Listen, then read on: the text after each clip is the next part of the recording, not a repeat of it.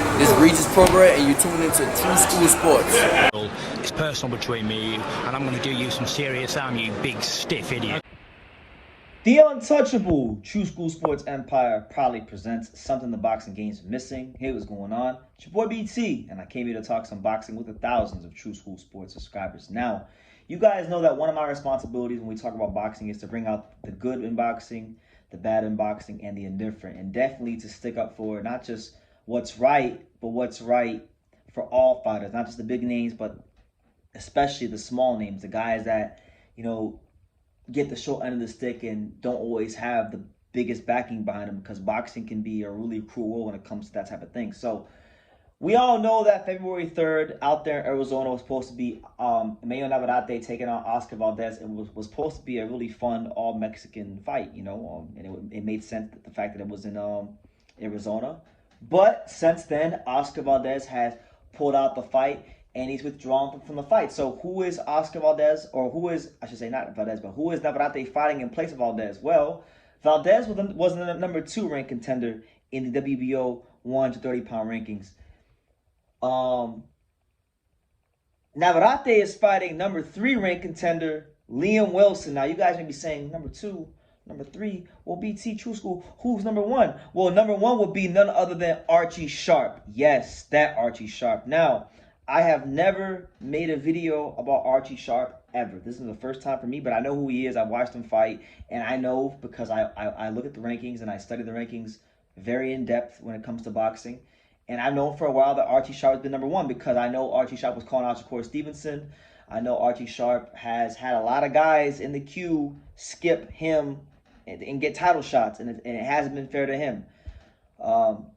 And this is the number. This is already, like, we're not even in 2023, and boxing's already on some straight bullshit politically. Now, Archie Sharp, he won the WBO European Championship in October of 2018 when he defeated a fighter by the name of Leon Woodstock. He was 11-0, and that was a 10-round decision. So, for those that don't know, when you win a European title, generally speaking, if you're a fighter from that part of the pond, that side of the pond, you generally get ranked in the top 15. So he's been a top 15 ranked fighter for going on half a decade now, and he has not got a title shot. And I know for at least a minimum of a year and a half, maybe even 2 years, he has to have been the number 1 contender for at least a year, maybe even 2, because I can recall as far back as last year seeing him go back and forth with Shakur Stevenson, seeing his name extremely high up in the rankings. So I know he's been up there for a while, and the fact that he's not getting a title shot and he's getting bypassed as number 1 contender when he's been loyal to the WBO and he's been in the rankings for a long time, it just goes to show you that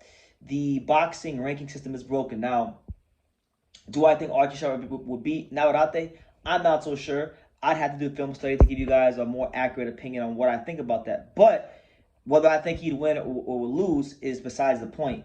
He deserves a title shot because he is the number 1 ranked contender, and Navarrete is going to fight the number 2 guy. So you could even argue in the first place that him fighting Valdez in the first place. Yeah, what I was saying, though, is Valdez was the number 2 ranked contender. So you could even argue in the first place that Navarrete fighting Valdez was bullshit because Archie Sharp was number 1 contender. So the WBO needs to clear that up, and they need to really, like, tighten it up, because this is bullshit. You know, the situation where when Gia didn't want to fight Andrew and he was number 1 contender, that's bullshit. There's a lot of bullshit going on in the WBO rankings, so it is what it is there. I don't know a whole lot about Liam Wilson, and I don't know a whole lot about what he brings to the table. I just know he's 11-1. He's from Australia, so I don't have a breakdown on this fight. I'm sticking up for Archie Sharp, because Archie Sharp is being done wrong here, and just like every fighter on their journey who makes their way up the rankings, he deserves his shot at glory. He deserves his chance to make a name for himself in boxing and put some nice money in his pocket and raise his stock in the sport, like anybody else who becomes number 1 contender in any sanctioning organization. So I'm gonna leave it at that. But as far as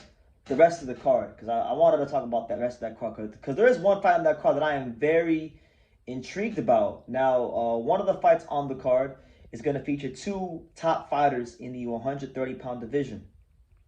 2 guys I'm very familiar with. One being South Florida's very own, by way of Puerto Rico, Luis El Chucho Melendez, 17-2, 13 knockouts.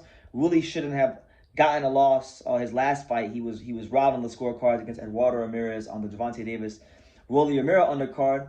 And it's not cool what they did to him, because Luis Melendez is a really good fighter with a lot of potential, and he shouldn't have an additional loss. place on his resume. Now, he takes on a fighter in Andres Cortez, who, you know, from what I've been told through some of my people in Las Vegas, he knows about True School Sports. He knows what we're about here. Apparently, he's watched the channel. So shout out to Andres Cortez.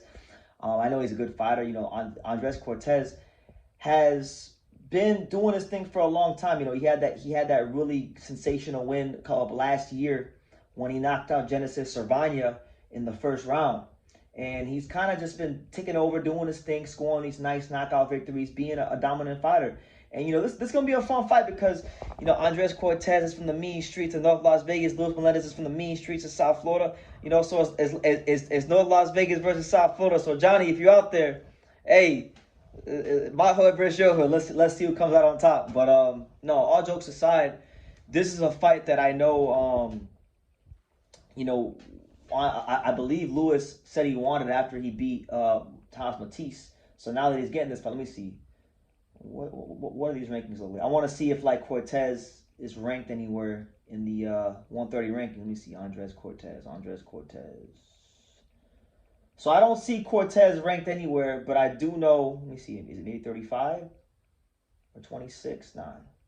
This is at 130. So, yeah, Cortez really ain't ranked nowhere.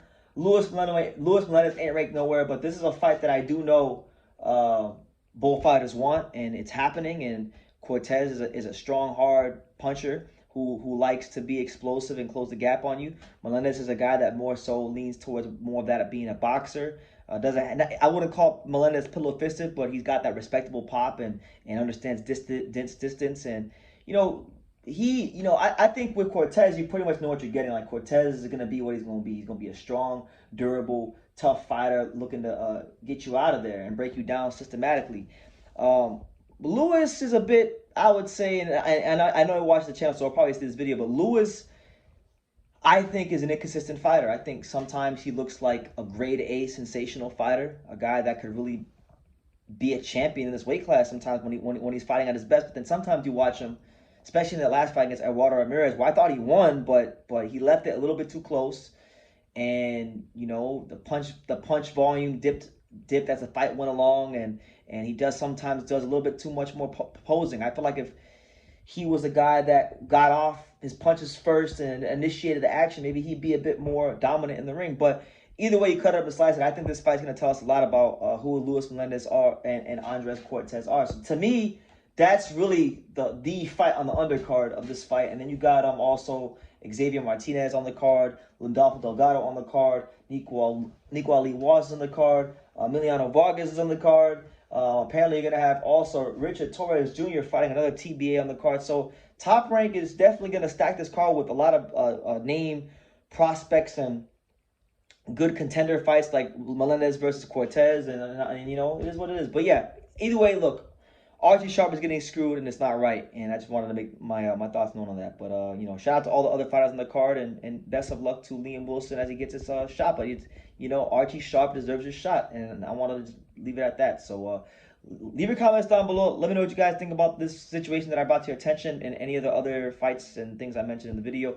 Leave your comments down below. Make sure you guys take the time to subscribe. And like I say in every single one of these videos, you can love me or you can hate me, but I'm just a kid from Daniel. So until next time, take care, guys. Thank you for watching another video on the untouchable True School Sports Empire. For more great boxing content just like this video, click right here and make sure you subscribe. Much love from sunny South Florida.